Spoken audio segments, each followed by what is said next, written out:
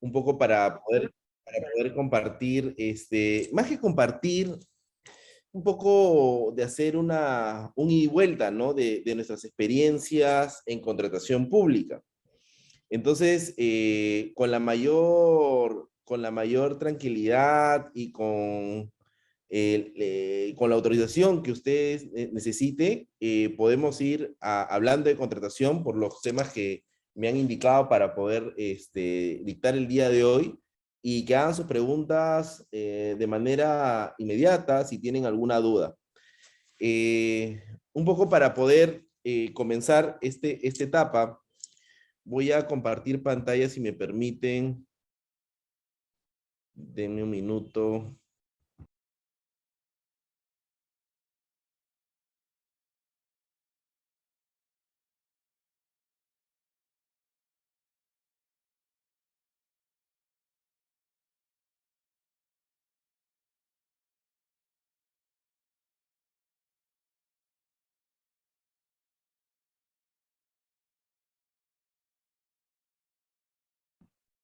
¿Pueden ver la pantalla?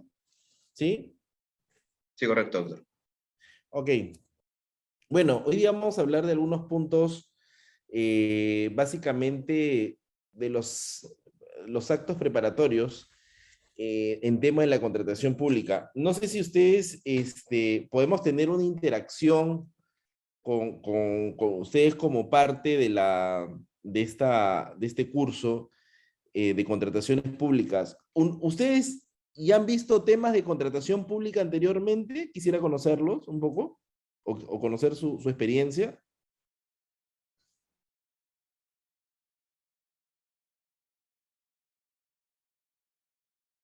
¿Sí? ¿Quién se anima? ¿Quién se anima a comentarnos unos minutos? ¿Mm? A ver. Freddy Cachay dice que sí. Freddy, cuéntanos, a ver, ¿qué entendemos por contratación pública? ¿Qué podemos entender por este sistema de contrataciones con el Estado? El tema es bien apasionante realmente, ¿ah? No sé si ustedes han visto ya el tema anteriormente con algún otro profesor. Vamos viendo por acá. A ver,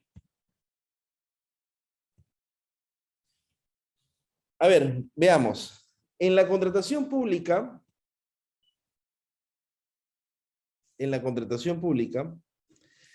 tenemos que es un sistema en el cual el sector público a través de las entidades del sector, ya sea un sector determinado, es decir, la administración pública, tiene que cumplir una finalidad. O sea, es decir, la administración pública tiene por norma que cumplir una finalidad pública.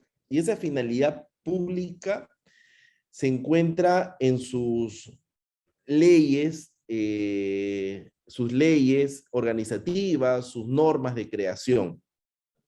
Y esta finalidad pública lo que conlleva es que tenga que tener ciertos mecanismos que le permitan cumplir con ese objetivo. Entonces, la contratación pública se vuelve definitivamente vital, no solamente para la administración pública, sino para el servicio al ciudadano, ¿no?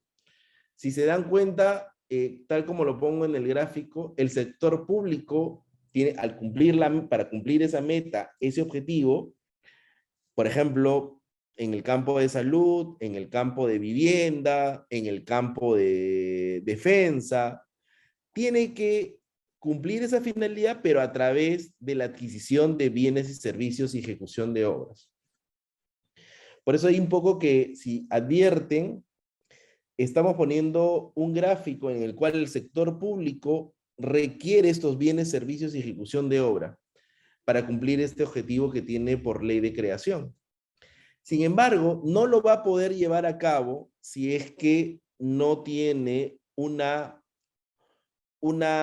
forma o un mecanismo que le permita adquirir estos bienes y servicios. Y esto es la contratación pública, que es lo que le permite a través de las empresas o proveedores llevar a cabo estas contrataciones que son necesarias. Por ejemplo, si estamos en el sector salud, vamos a requerir medicamentos, dispositivos médicos, maquinarias, o cualquier otro insumo médico para poder cumplir la finalidad de este sector, ¿no? Por ejemplo, tenemos de salud, tenemos MINSA, tenemos el fondo, los fondos de salud de CIS, OFISAL, y estos, para poder cumplir con esa finalidad, necesitan de proveedores. Si es salud o MINSA, por ejemplo, si quieren adquirir medicamentos, van a tener que salir al mercado para adquirir estos bienes o servicios, ¿no?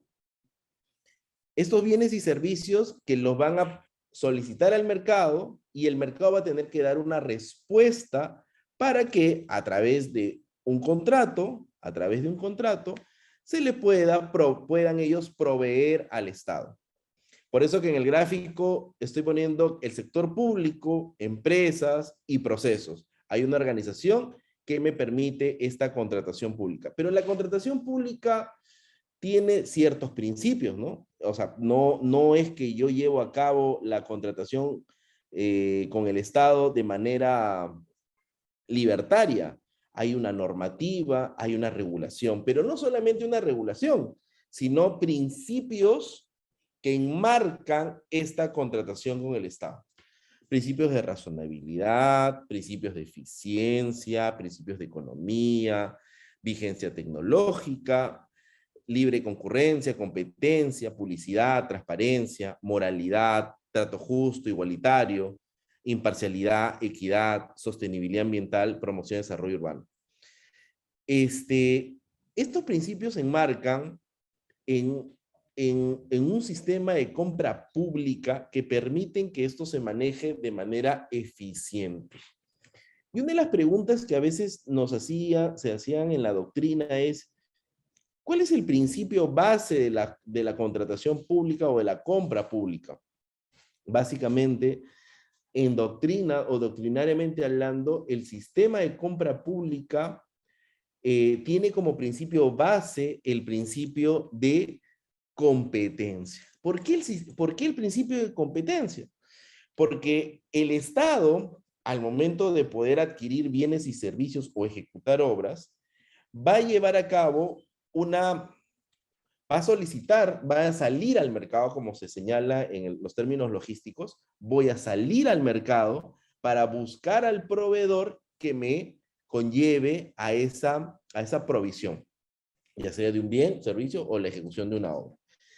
Pero ese proveedor tiene que competir frente a otros en varios rubros: precio, calidad, oportunidad, ¿no? Y en ese principio de competencia, el Estado va a tener que darle una mayor preponderancia a ciertas características, ¿no?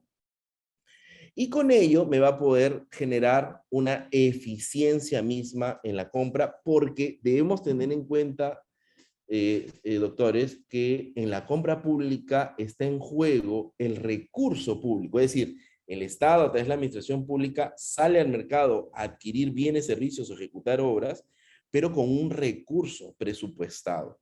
Es un recurso público el cual el funcionario público tiene que cuidar de manera coherente, de manera eficiente y eficaz. Este sistema de contratación pública,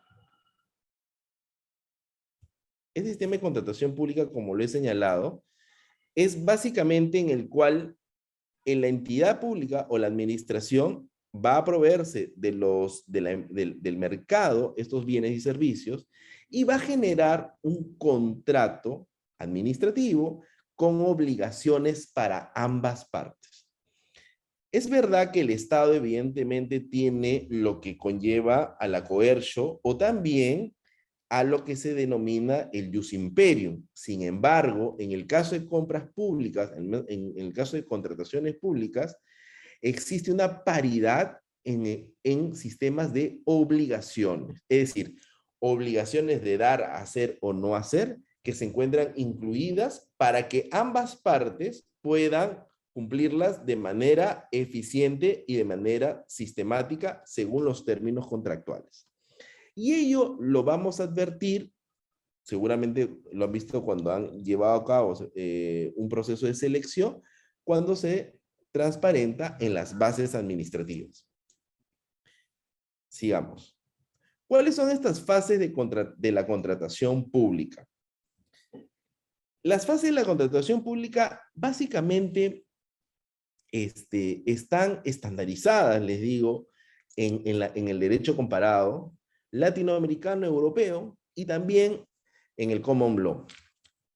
La contratación pública tiene básicamente 3 fases. La primera son los actos preparatorios. Y este acto preparatorio, ¿cuándo inicia? Inicia con el requerimiento del área usuario. Lo vamos a ver ahora cuando veamos qué es el requerimiento. El requerimiento del área usuaria es el que da inicio a este acto preparatorio. ¿Y qué significa ello? Es decir, que cuando yo solicito algo para que se quiera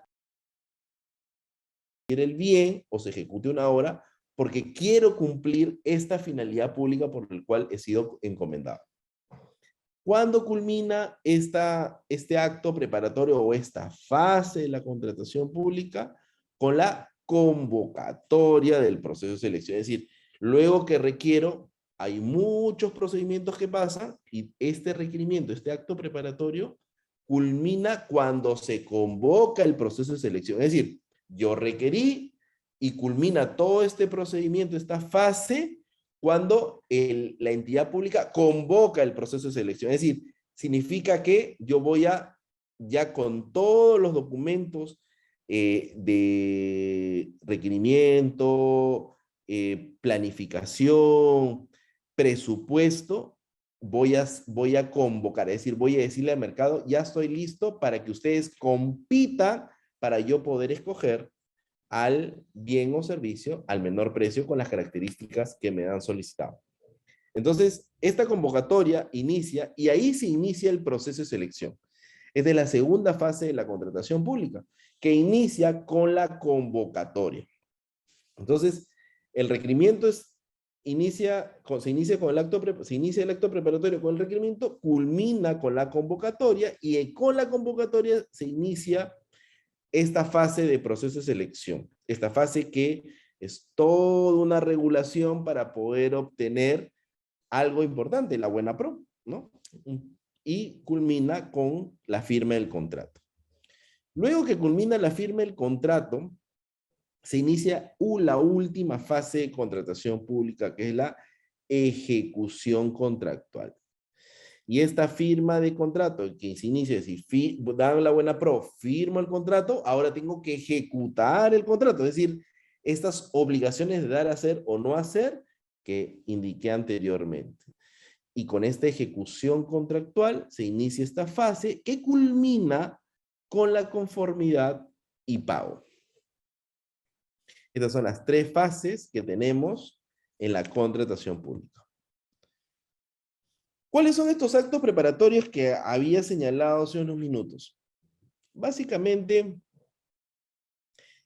el plan estratégico institucional, lo que le llaman el PEI, el plan operativo institucional, el POI, la determinación de las necesidades, el presupuesto institucional de apertura, que es el PIA, el expediente de contratación, la designación del comité y la elaboración de las bases. Y algo importante que tenemos que tener en cuenta, el plan anual de contrataciones o también denominado PAC. Entonces, cuando nosotros hablamos de actos preparatorios, lo que estamos viendo es que estos actos preparatorios son todos aquellos actos o documentación que tenemos que iniciar, elaborar para poder tener, por decir algo, todo listo para poder convocar este proceso de selección. Es evidente que para poder llevar a cabo una convocatoria o un requerimiento, debo tener una determinación de necesidades, es decir, las áreas usuarias tienen que tener una determinación de lo que necesitan. Es decir, el área usuaria, la entidad pública va a tener en sus áreas determinadas o sus organismos internos, in-house, va a saber qué es lo que necesita para cumplir su finalidad, ¿no? Por ejemplo, si estamos hablando de una entidad, por ejemplo, como MINSA, entonces todo MINSA va a generar una determinación de necesidades. ¿Y cómo genera la determinación de necesidades? Porque le va a decir a todas las áreas usuarias, oye, deme todas las necesidades que ustedes van a querer tener para el siguiente año. Entonces, esta determinación de necesidades, perdón, ¿quieren hacer una pregunta? ¿Alguna pregunta hasta ahí? Con confianza, vamos avanzando con preguntas, ¿ah?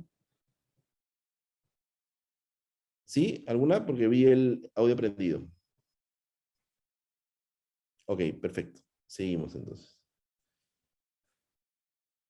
Entonces tenemos que en esta determinación de necesidades, las áreas usuarias van a consolidar todas sus necesidades para poder conocer qué es lo que se requiere, qué es lo que se requiere para poder adquirir bienes o servicios. Y ello se va a transparentar en su plan anual de contrataciones, que es el PAC. Es decir, el PAC es como decir, este documento que consolida todo lo que yo quiero comprar el siguiente año. Entonces, un poco que este PAC se vuelve de vital importancia para la entidad pública, ¿no? Porque cuando yo, en todos los primeros días del mes de enero, yo quiero conocer qué se va a comprar durante todo ese año, yo supuestamente tengo que abrir ese PAC como usuario y sé lo que van a comprar todo ese año. Pero, ojo, para que exista esa eficiencia en el PAC, ¿qué tengo que hacer? Evidentemente, planificar un año antes. Es decir, antes de que se apruebe el PAC, que es en los primeros días de enero de cada año fiscal, yo tengo que haber planificado. Es decir, yo tengo que haber generado una planificación de lo que voy a comprar o adquirir el siguiente año. Y ello en base a las necesidades o déficit que yo he obtenido o he conocido con mi experiencia en este año. Si, por ejemplo, yo tengo, estoy hablando un ejemplo, si yo sé que el próximo año voy a tener 100 funcionarios más y estos 100 funcionarios también van a necesitar, por ejemplo, celulares, ¿no? Van a necesitar celulares. Es claro que yo voy a tener que ya prever que tengo que adquirir este servicio o adquirir los equipos para el siguiente año. Con ello, no voy a generar desabastecimiento. En el caso, por ejemplo, de salud o MINSA como sector, un ejemplo, yo tengo que prever cuál va a ser mi estándar del siguiente año para prever que no caiga en desabastecimiento. Es decir, cuánto voy a necesitar, por ejemplo, de algún medicamento determinado. Un ejemplo, acitromicina, paracetamol. Si este año he consumido, por ejemplo, 10.000 tabletas, por decir algo, quiere decir que según los estándares, o voy a consumir más o voy a consumir menos. Entonces, ya tengo lo que voy a consumir el próximo año. Y con eso voy planificando esta determinación de necesidades para poder plasmarlo en mi plan anual de contrataciones. Pero este plan anual de contrataciones tiene bases presupuestales. Evidentemente, tiene basado en un presupuesto institucional de apertura. Pero no solamente esto, no solamente tienes un presupuesto institucional para poder que tenga sostenibilidad el plan anual de contrataciones, sino también el plan estratégico, es decir, cuál es la ruta o la hoja de ruta que va a seguir la institución durante ese año fiscal. ¿Cuál va a ser mi objetivo? cuál va a ser mi finalidad en ese año fiscal, porque según esa finalidad o esos objetivos, yo tengo que presupuestar y también generar mi determinación de necesidades. Y ese plan estratégico también se basa no solamente en el plan de la estrategia o el plan sistemático, sino en la ejecución misma, que es el plan operativo. Es decir, cómo llevo a cabo esa estrategia institucional con un presupuesto ya predeterminado que yo voy a tener y que entiendo ya ha sido aprobado. Entonces, ya se me aprobó un presupuesto, ya sé lo que voy hacia dónde voy, esa hoja de ruta, y ya sé lo que voy a hacer, cuáles son las acciones que voy a llevar a cabo. Y con ello ya tengo claro cuál va a ser mi determinación de necesidades y por tanto mi plan anual de contrataciones va a estar consolidado y determinado para poder comprar durante todo este año fiscal o ese año fiscal los bienes o servicios. Entonces yo sé, por ejemplo, que yo más o menos me voy a desabastecer de algún medicamento o de un bien, por ejemplo, papel, en agosto del año fiscal, ya sé que tengo que iniciar mi proceso de selección más o menos en marzo, por ejemplo, ¿no? Para poder llegar a esa fecha que se ejecute el contrato y yo tenga el papel en agosto. Tengo el papel que me está quedando enero, febrero, marzo, abril, mayo, junio, pero ese no me va a alcanzar hasta agosto. Entonces yo planifico ese, ese proceso de selección.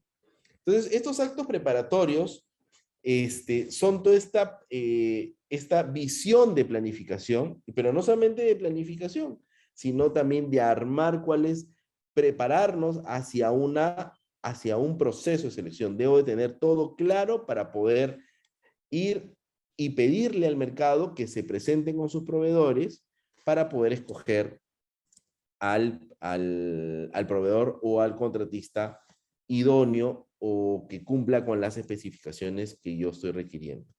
En ese ámbito, también es un acto preparatorio el mismo expediente de contratación, es decir, la elaboración de este expediente de contratación con toda la documentación que he comentado. Y no solamente ello, cuando ya tengo esta determinación de la necesidad, este plan anual de contrataciones claro hacia cuál es el proceso que yo voy a lanzar para poder adquirir bienes o servicios, ya con ello puedo designar mi comité de selección y también elaborar las bases administrativas, que básicamente las bases administrativas están coloquialmente son las reglas que van a llevar a cabo el proceso de selección, es decir, las reglas de juego, ¿no? O sea, las bases son decir, oye, ¿cuáles son las reglas de juego o cuáles son los estándares en la cual yo me voy a presentar? ¿No? ¿Cuáles son las condiciones por las cuales yo me voy a presentar o cuáles son los requisitos en las cuales voy a tener que cumplir para poder ganar este proceso de selección? No sé si tienen alguna pregunta hasta acá.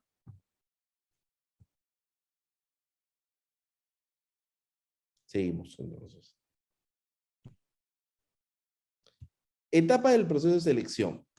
Voy a un poco porque ahorita no es el caso de hablar de cada proceso de selección. Seguramente en una siguiente clase podremos ver los procesos de selección, ¿no? Acá hay una pregunta, creo. No sé. Ah, Julia me dice todo claro, doctor. Ok, perfecto, Julia, gracias.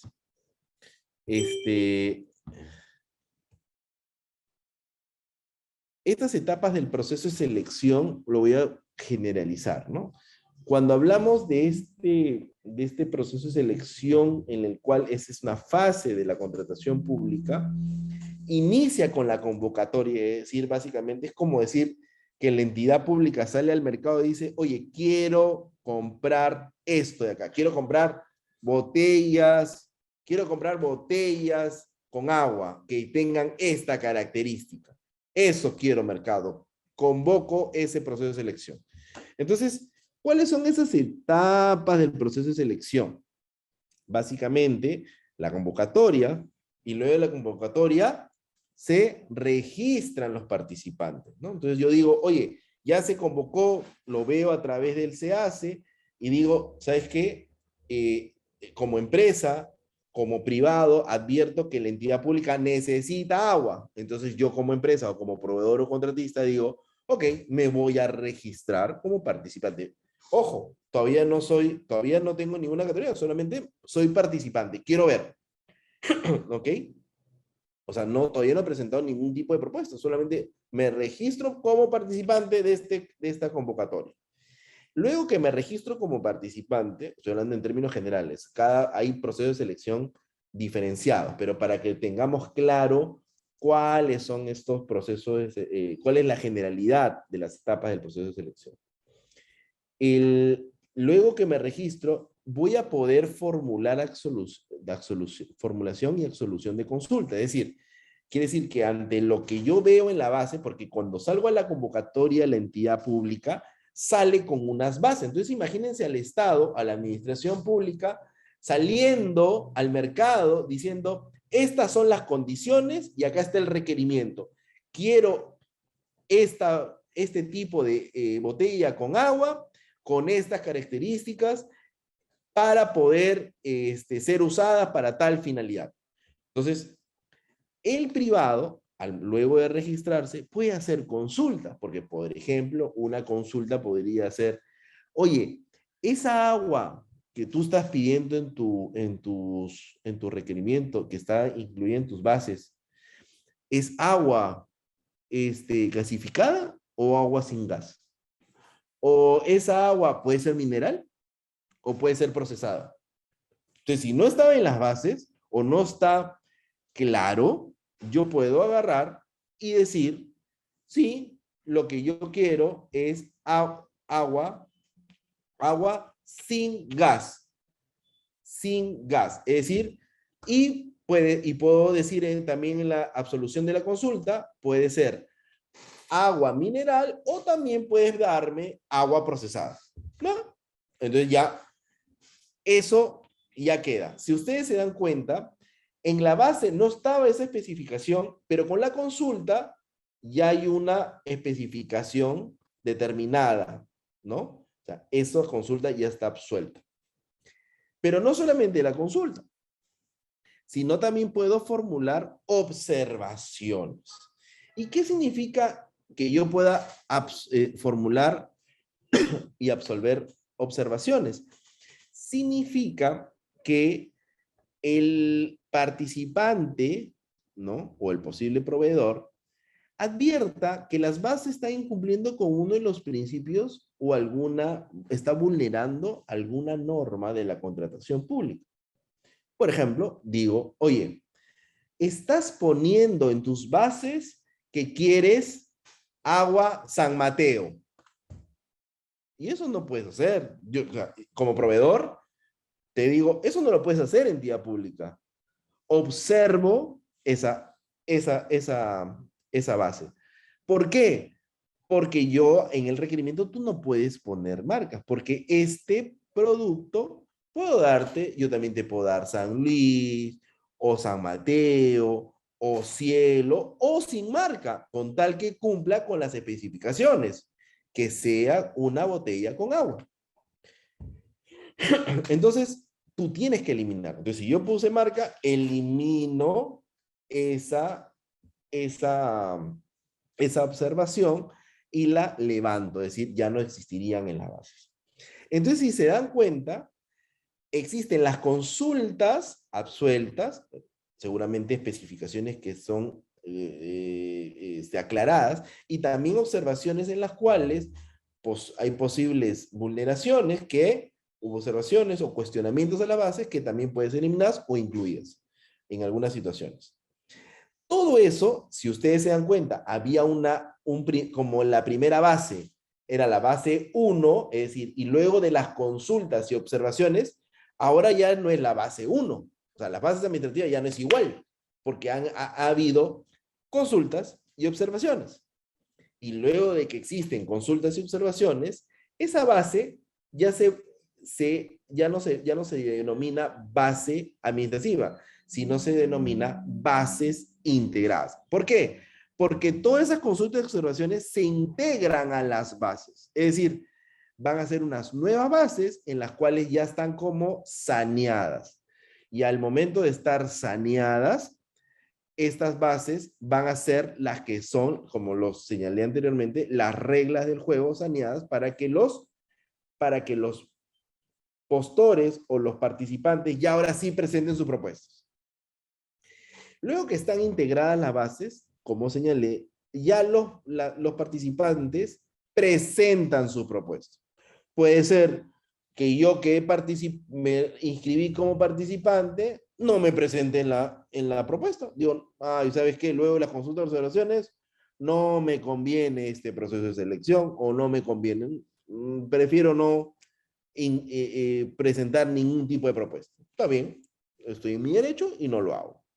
Pero sí, si quiero presentar con todo esto, ya saneada estas bases o integrada estas bases, presento mi propuesta.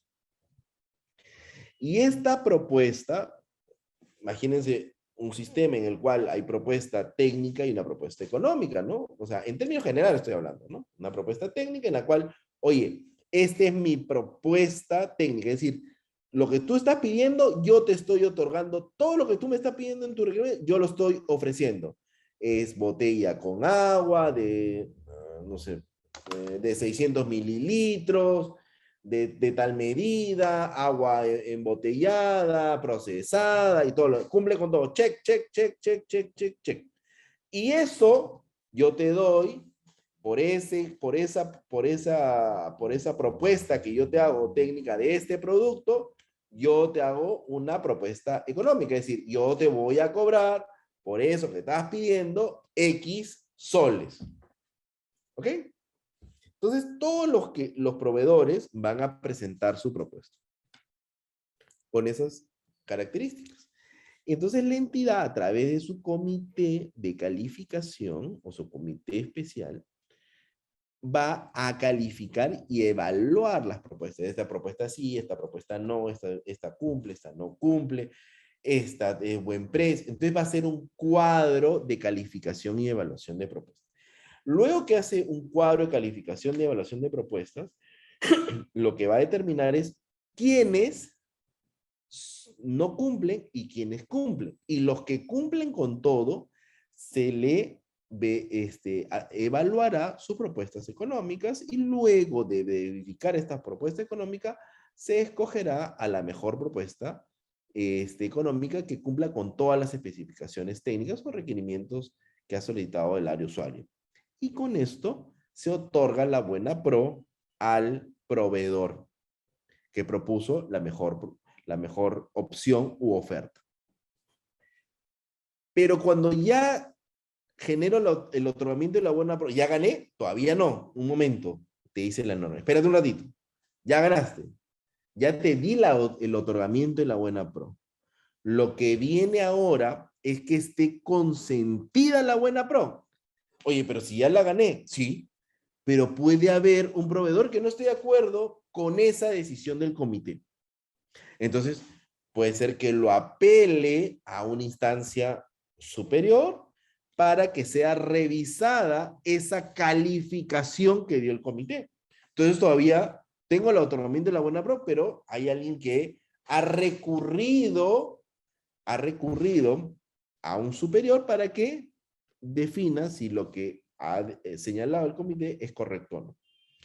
Pero si no hubiera una apelación, se consiente la buena pro. Y luego que se consiente la buena pro, lo que se conlleva es la firma del contrato. ¿Hasta ahí, chicos, alguna pregunta?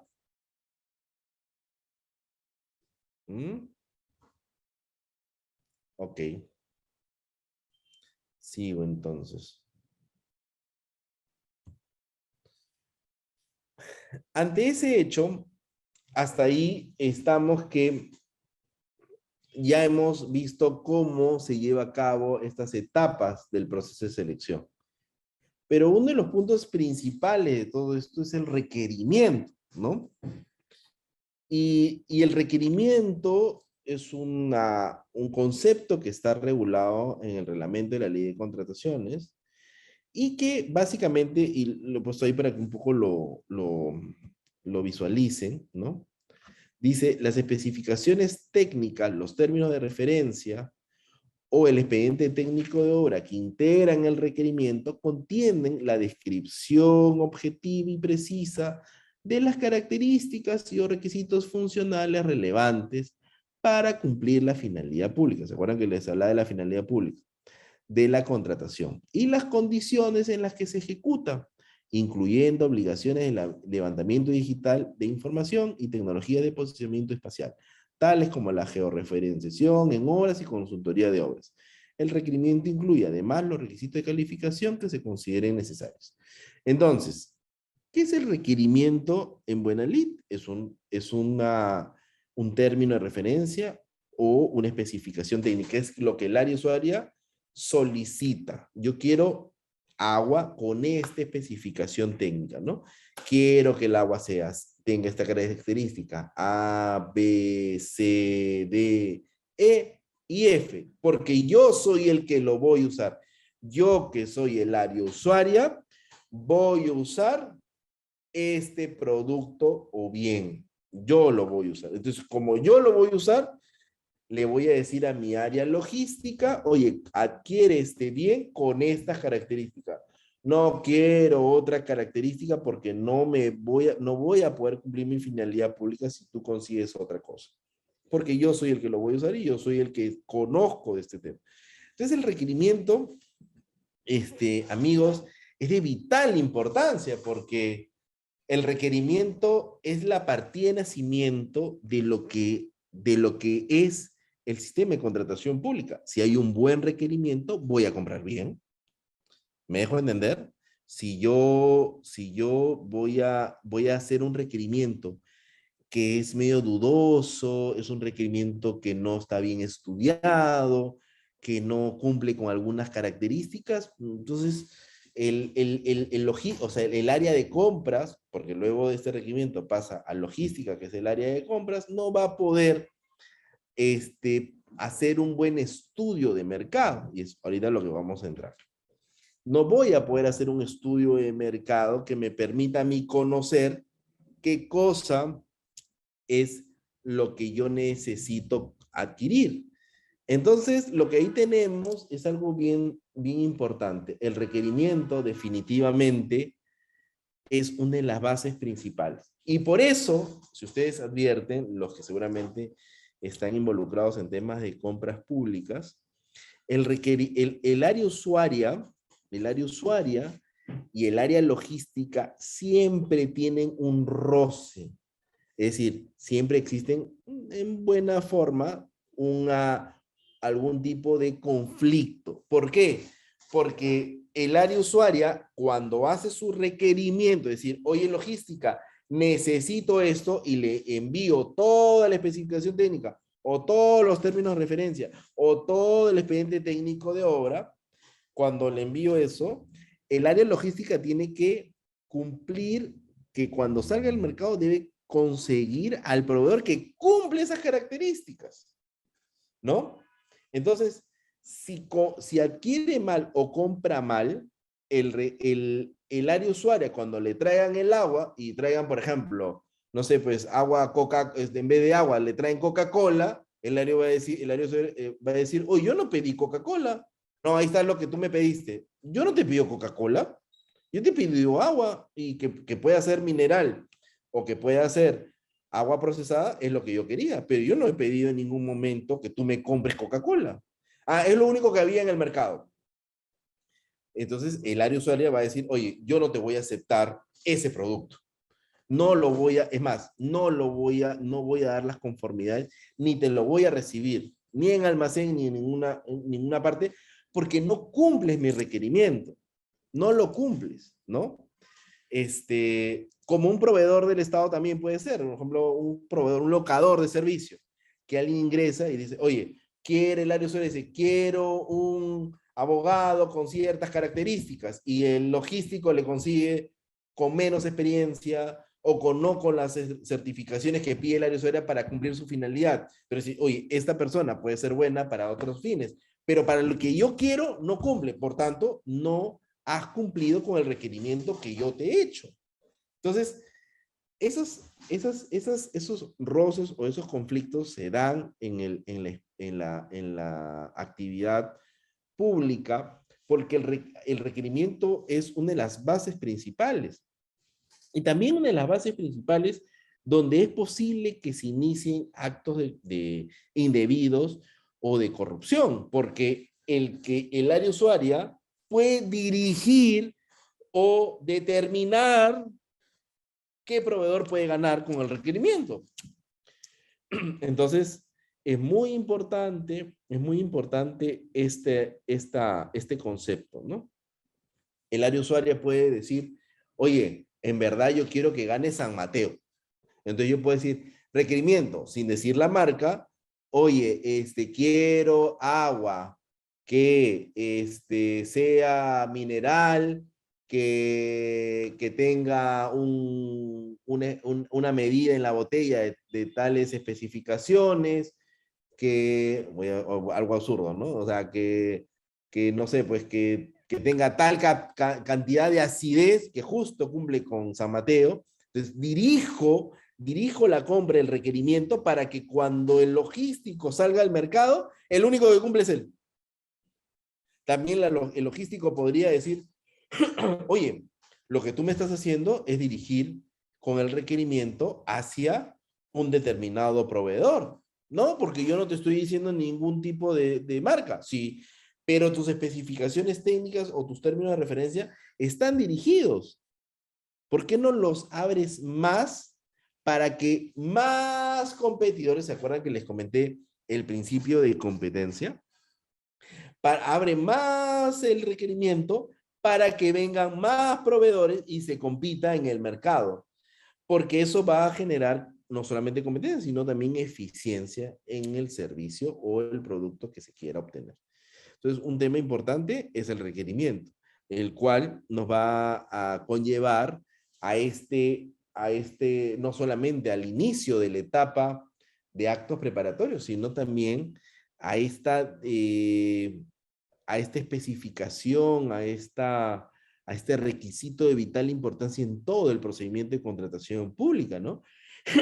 Puede ser que el requerimiento, si está el requerimiento mal hecho, también hay nulidades de proceso de selección en donde hasta el mismo órgano supervisor de contratación del Estado del OCE declara nulo todo el procedimiento hasta el requerimiento mismo. Tú dices, oye, el requerimiento está, pónganse un caso en el cual el requerimiento está dirigido y llega, se da la buena pro, apela y el órgano supervisor dice, no, todo es nulo porque ese requerimiento está direccionado.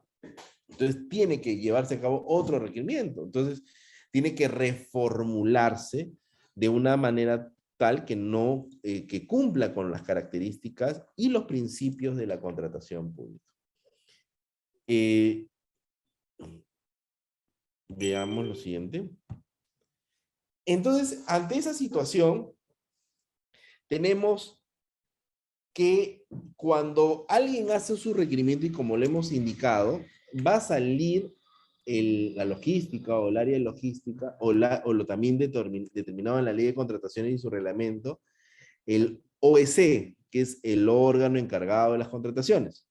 El OEC va a salir a hacer un estudio de mercado. Y ese estudio de mercado lo que va a generar es que es una forma de saber medir el mercado. Es decir, medir en precio, sí. Medir en calidad, también. Medir en oportunidad, también. Medir en capacidad, también. Porque puedo decir, yo quiero 10,000 o 4 millones de botellas, ¿no? Pero seguramente en el mercado no hay 4 millones de botellas. Solamente hay uno. Yo juntando a todos hago 1,000,000 de botellas. Entonces yo tengo que decir, oye, en mi estudio de mercado he pedido a los proveedores, no obstante los proveedores me pueden dar un monto de botellas, pero no llegamos a los 4 millones. Entonces lo que me permite el estudio de mercado es hacer una evaluación de cómo se comporta el mercado. Y ese comportamiento del mercado es importantísimo para poder determinar precio, calidad y otras características. Seguramente el mercado me dice un tema, por ejemplo, de tecnología. Oye, póngase que el área usuaria me pide, quiero comprar computadoras de, no, bueno, ya yo soy un poco viejito, ¿no? Pero póngase 386. Oye, no hay 386. Ya esa tecnología pasó de moda, ¿no? Ahora estamos en el I3, I7, I9, ¿no? Entonces, ya no hay 386. Entonces, lo que va a decirle el OEC es mi estudio de mercado. Me ha evaluado que lo que me estás pidiendo ya está desfasado en el mercado, ya no se vende, nadie va a comprar. O si quiero comprar, por ejemplo, un carro, yo no voy a comprar un carro del año 70, sino tengo que comprar un carro de moderno que me permita cumplir una finalidad. Entonces, el estudio de mercado me permite de alguna manera saber cómo está comportándose el agente económico, el proveedor y también el mercado en precios y calidad. ¿Puedo hacer la comparación de precios en este estudio de mercado? Por supuesto. Puedo hacer comparación de precios históricos, puedo hacer comparación de precios referenciales, comparación de precios con otras entidades que han adquirido ese producto, ¿no? Con mi misma entidad in-house, de cómo ha adquirido anteriormente la entidad estos productos, bienes, servicios, ejecución de obras. Me permite ser, o sea, el estudio de mercado tiene que ser un estudio que, una evaluación ágil, ¿no? Una evaluación claramente técnica, ¿no? Técnica. Por eso ponía un poco, solamente tenemos que ver precios. No, no solamente tenemos que ver precios, tenemos que ver calidad y también oportunidad y capacidad, ¿no? ¿Cómo está la oferta en el mercado? ¿Cómo se va a presentar si hay esa capacidad de poder adquirir bienes o servicios? Por ejemplo, si yo quiero comprar un medicamento, tengo que también ver las oportunidades y cómo va a ser trasladado el tema de almacenamiento. El estudio de mercado me lo va a otorgar, ver este análisis, almacenamiento, transporte y todo lo demás, que me va a botar una evaluación de cómo puedo adquirir esto al mejor precio y en las mejores condiciones. Bueno, hasta ahí, gracias por esta primera clase. No sé si hay alguna pregunta, por favor.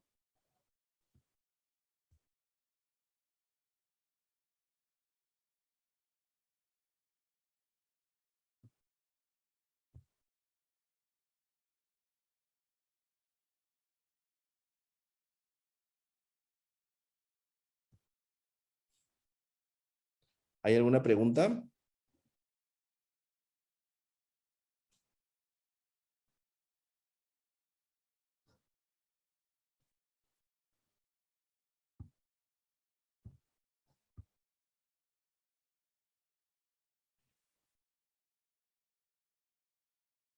¿Nadie?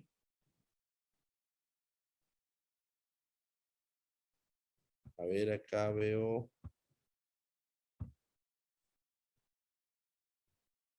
Sí, sí, sí las puedo compartir, no tengo problema. Creo que se las puedo dejar al equipo de Rena, ¿sí? Y se las mando por WhatsApp o correo y ustedes las pueden tener. No tengo ningún problema. No sé si tienen alguna pregunta sobre esta primera parte. No sé si quedó claro o seguramente no quedó claro.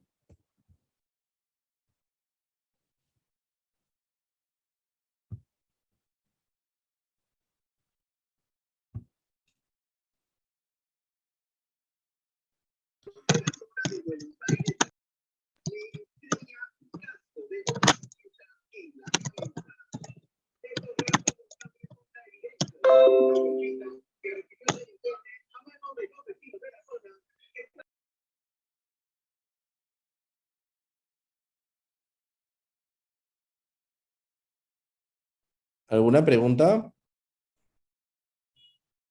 Bueno, no hay ninguna pregunta.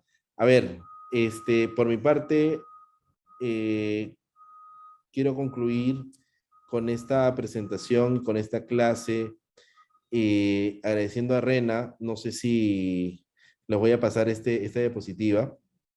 Eh, Creo que tenemos una presentación el día miércoles, me parece también, continuando con el tema de contratación, con actos preparatorios seguramente, y vamos a ver seguramente valor referencial y valor estimado. Solamente agradecerle a Rena por la invitación y siempre gustosos de poder compartir nuestras experiencias y algunos conocimientos que deben ser manejados por esta disciplina tan interesante que es la compra pública, ¿no? Gracias a todos ustedes. Muchísimas gracias, catedrático Renzo Zárate. Pues bien, dado que no hay ninguna consulta pendiente de dilucidar, damos por concluida la clase del día de hoy. Muchísimas gracias a todos los participantes por acompañarnos en esta ocasión y será hasta la próxima clase del miércoles con el doctor. Bueno, hasta luego. Chao. Muchísimas gracias a todos. Muchas gracias, doctor.